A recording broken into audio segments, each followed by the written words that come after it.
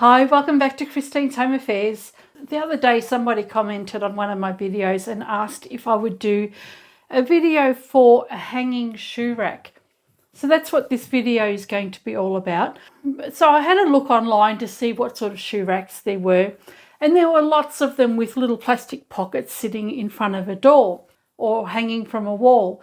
I decided I didn't want to do that. I saw something else that looked really cute in a shop somewhere, so I thought I can do that. And this is what we're going to do today. Now this shoe rack is actually going to be able to hang on the back of a door, or you can hang it inside your wardrobe along with your clothes. So it'll go either way. You can even roll it up and take it with you when you're traveling, so it'll keep your shoes nice and neat and separated from all of your luggage. I'm going to do this one with upholstery fabric because I've got lots of it. It does take a lot of fabric. Stick around and I will show you how to make these hanging shoe bags. Okay, before we get started, I'm going to put up on the screen the material that you need. You'll need a hanger so that you can hang this shoe bag. As far as fabric's concerned, you need 2 pieces each of 75 inches by 13 inches and 2 pieces each of 56 inches by 15 inches. And I'll have the centimetre conversions on the screen as well. Because this is going to carry a fair bit of weight with, 6 pairs of shoes, and there's no telling how heavy our shoes are, you want to have some fabric that's going to be able to support the hanger and the weight of the shoes. I'm using upholstery fabric here. I'm not going to line it, so this will be the wrong side of my fabric. Look, it really doesn't need lining. You can use a calico, a duck, a canvas, anything you like. So I have my 4 pieces, 2 wide pieces at the 15 inches wide, and then I've got 2 narrower pieces at 13 inches wide. Now it needs to be one continuous length, so if you need to join your fabric, what I've done here is I've just joined 2 pieces of fabric together at the same width, and I've just joined them with a 1/4 inch seam, and then to give them a little bit of extra support and also not to make it so bulky, I've done a top stitch along that seam. So just stitch 2 pieces together and then top stitch the seam to one side to help it sit more flat. What we're going to do on the 2 pieces that are 13 inches wide by 75 inches long is hem it. If you have an overlocker or a serger, go and serge all the way around both pieces of the 13 inch by 75 inch pieces of fabric, or you can zigzag. If your fabric is sturdy enough, you don't have to do anything at all. Once you've done that, turn the long edge over 1/2 inch. So we just want to have a 1/2 inch seam all the way down both long edges. Same on this side. So I'll continue that down both long edges. Once you've done that, turn the top edge over 1 inch. So that'll be stitched down, fold that over. Okay, so clip it all down 1 inch along the top, 1/2 inch fold along both long edges, and you'll also do the 1 inch at the bottom edge as well. So we'll do that for the 2 narrow pieces that are 13 inches wide by 75 inches long. Whilst you're doing that, you can also take the 2 15 inch pieces of fabric and we'll place those right side together. Grab both pieces of your 15 by 56 inch fabric, pin or clip it together all the way around until you've done the entire piece. Now we're going to stitch this all the way around. We need to be able to fit a clothes hanger in here. I've got a few different ones to choose from. This is an old wire hanger that I covered many years ago, very roughly. This one here is too wide. I can easily go and just chop off the bits off the end and have that hanger sitting there. But I'm going to grab this one because it's a little bit straighter along the top. This is one of those ones that you get from when you buy clothes, the skirt and trouser hangers. I'm going to remove the clips and the plastic, and this will be the hanger that I use on the inside to hang it up in my wardrobe. I'll get rid of those clips shortly. What we need to do when we stitch this all the way is start here, go all the way around, come back up to the top and finish here. So we're going to leave an opening of a good maybe 6 inches or so. And I'm going to do Probably I'm going to do about a 3/8 inch seam allowance, which is about a centimetre. So we can take this to the machine, stitch all the way around, and we'll do the hems on the other two pieces. When I get to the corner, I do like to just back stitch again and go forward and then back again, just to give it a little bit more strength.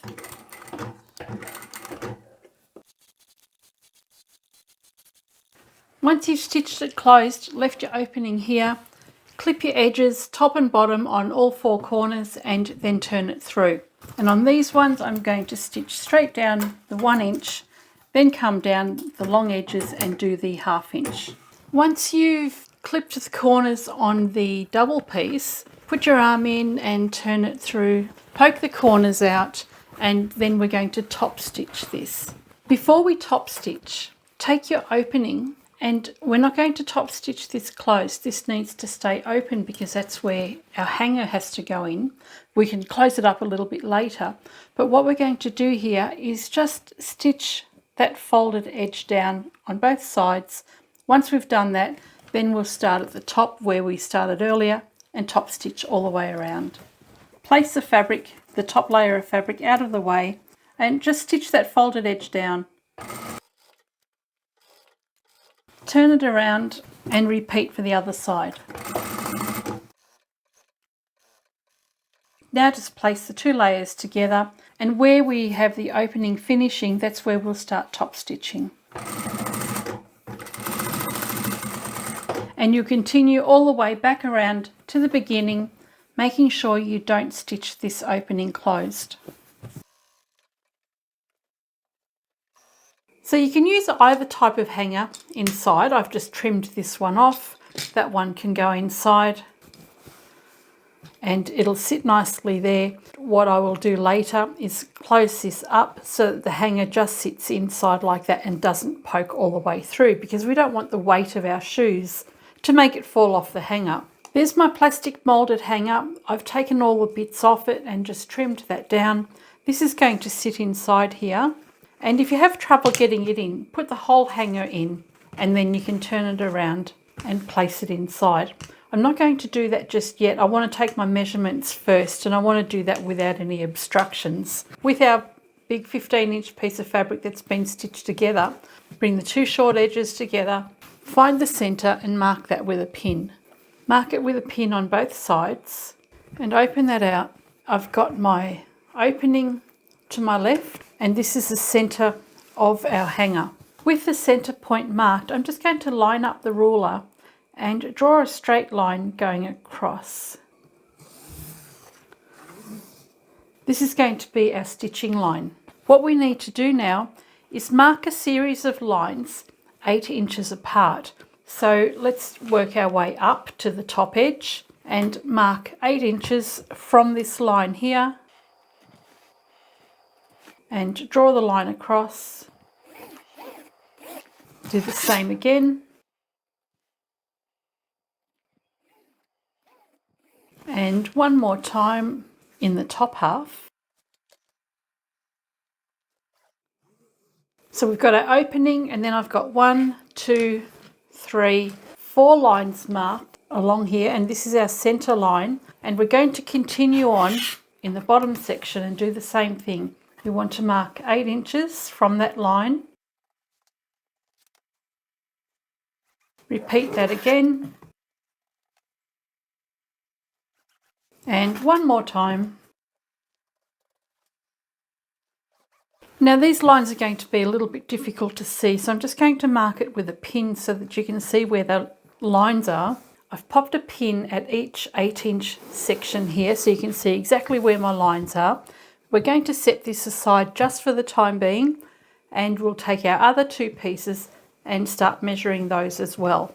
With one of your long pieces, bring the short edges together, fold that in half and find the centre point. Mark that with a pin. There's the centre point of our long piece. We'll do the same for both of these two pieces now. Open it out, and this time we want to measure 12 inches instead of 8 inches. So you can mark a line or draw a line or just place some pins there. And now we'll do 12-inch increments. And the bottom one will be very close to the edge. So you really don't need to make a mark because that's going to be stitched down at the top and bottom. Repeat for the other end. So I'm just lining my 12-inch mark up with the previous line drawn.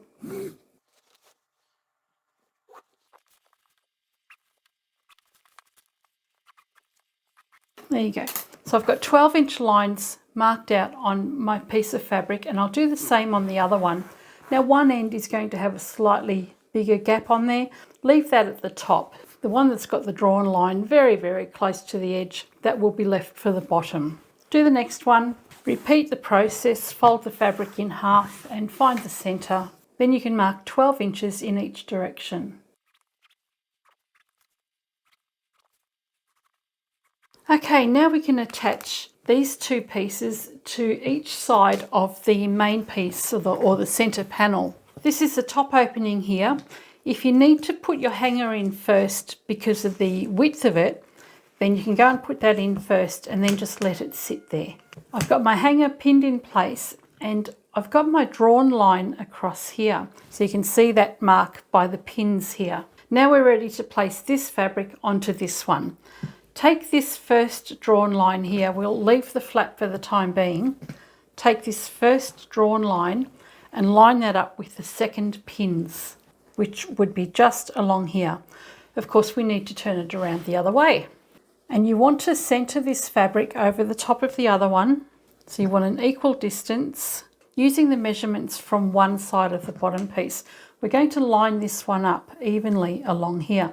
So I'm going to line up the top piece 1 inch from the outer edge here, because this is a little bit narrower. If you have a look the other way around, there's an overlap on each side. So taking this first line here, line that up with the pins or your drawn line and place it 1 inch from the outside edge.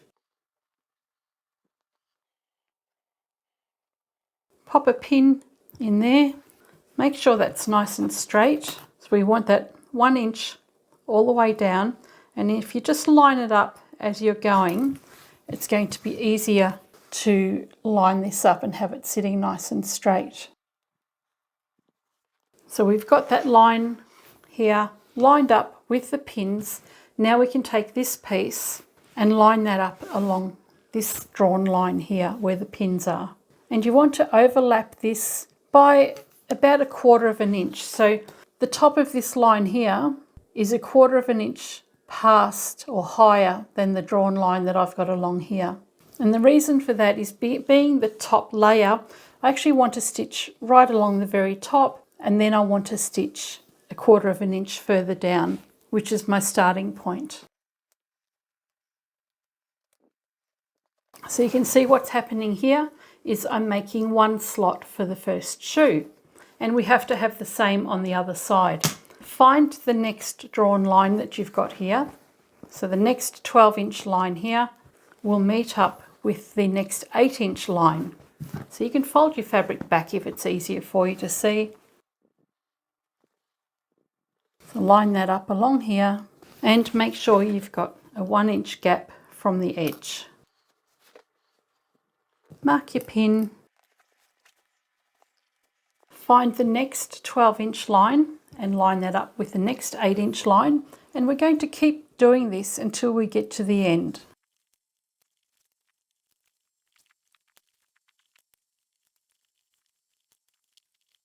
And when you get to the last piece, we've got our drawn line along here. You can place this just over the top with just a really slight overhang. We're just going to top stitch this straight down here. And again, make sure it's 1 inch away from the edge. Okay, we've got all our pockets done on one side. So you can see all the pockets just in here. We're going to take this to the machine now and stitch all of our sections together. So along the top here, we're going to do a really close top stitch right at the very top there, and we're also going to stitch 1/4 of an inch down from that. So we'll do 2 rows of stitching at the top, then we'll do a row of stitching across here and every section where the pins are. You'll be stitching 8 inches apart and you'll have a 12-inch loop in each section. And whilst we're at the machine, I'm going to push my hanger down so that it's not in the way of the sewing machine foot. I'm going to close up this opening here as close as I can without actually damaging my foot or my needle against the arc of the hanger. And then after I've gone as close as I can, I'll be able to lift that up to about here, and that'll sit nicely in the centre. So we'll go and stitch that now. The first thing I'm doing here is I'm just going to top stitch further in to close up this opening at the top. And then I'll move my hanger over and I'll stitch as close to the neck of the hanger as I can and close up the rest of that opening. There's my opening closed, and my hanger, just pull it up and that'll sit nicely just there. Now we can go and sew all our pockets down. Starting on the very top edge, we want to do a back stitch at the beginning and end of each row that we do now. Going to come all the way down and do that top stitch.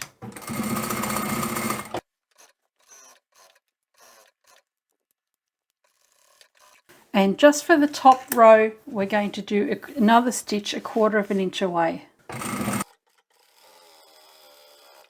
The top section of the pocket is in place. Now we can go to the next. Slide that bulk out of the way, starting on the outside edge of your pocket fabric, back stitch again and stitch straight across to the other side. Back stitch when you get to the end. Then continue on until you've finished doing this whole layer. And if it gets too bulky on this side, you can turn the whole project around.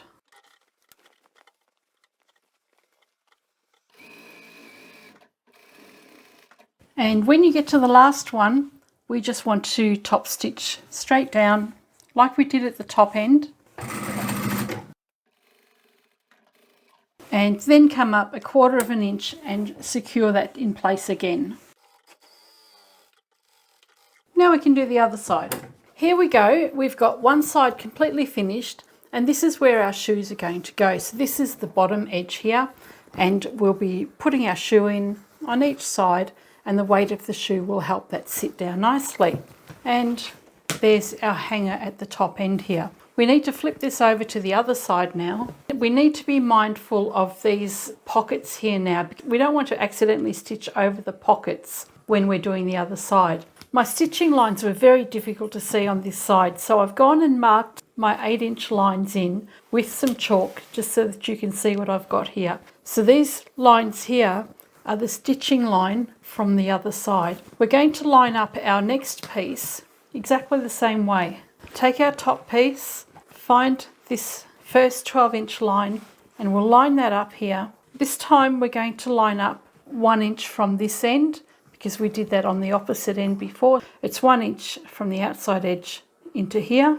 So we're going to do it on the same side again, because the other side might be about 1.5 or 1.25 inches. So it's best to use the same side. So line up this line here that I've drawn earlier with that chalk line and make sure it's 1 inch from the outside edge. I'll go to the other side of the table here and put a pin in place there. Now I'm just going to pin through and make sure that you don't catch the fold. You just want to catch the edge where you've actually stitched already. When we take this to the machine, we do just need to make sure this is out of the way. Find your next mark and bring that up. Make sure you fold the other loop out of the way. Just move your arm in there, push it out of the way. And you can line up the top edge. Continue pinning all of these lines into place all the way down. Just make sure you move your loops out of the way from the underneath. Move to the next one. Push them away from each other so it's nice and flat here. Take your next drawn line and line it up with that chalk line again. And of course, make sure it's 1 inch from the outside edge. And the last one, just line that up along the bottom edge again, and we'll do the same as before. Okay, so now we'll go and do a top stitch along the bottom edge and then 1/4 inch up. Then we're going to stitch these layers down.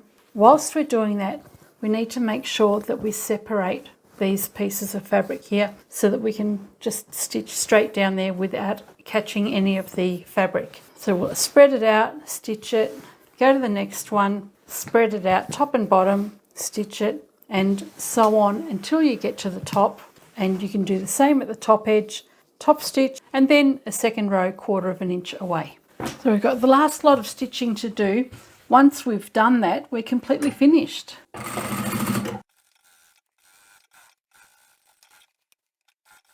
On each row that you do now, you just need to make sure you put your hand in and push the layers away from each other so that it sits nice and flat, top and bottom.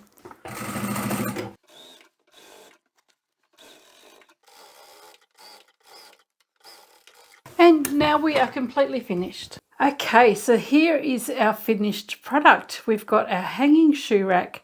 I've got 6 pairs of shoes in here. So we've got one, the left and right shoe on each side of the rack. And that's just hanging up behind the door here. So you can actually hang this up behind a door if you wanted to, or directly in your wardrobe along with your clothes. So it doesn't take up that much space and it neatly stacks your shoes right away. All right, I think this has turned out okay. It's very, very heavy with 6 pairs of shoes in here. Who knew that shoes were that heavy when you put them all together? Mind you, there are a couple of pairs of runners and these are quite heavy. You've got your little compartment here so that you've got your shoe on either side of the centre leaf there. And it's easy enough to get your shoes in and out. So there's plenty of room there. I've even got a small pair of boots in here, and we've got a couple of pair of runners in here as well. So this is very, very heavy. I hope you've enjoyed this project. I've actually enjoyed doing this. I do need to find something to save some space in our wardrobe at home. I think this one will be a great one for traveling as well. I hope you've enjoyed this project. This one was done with quite a heavyweight fabric, so it's got upholstery fabric all the way throughout. You could easily make this with calico or duck or drill. Denim even would be nice and sturdy for this. If you're going to have a lot of weight in here, I'd use a more structured fabric like this upholstery fabric, but you can certainly do this with calico, curtaining fabric of any kind. Let me know what you think. If you would prefer me to make the shoe rack that is more front on, let me know and I'll try and get around to that one as well. Catch you next time. Bye for now.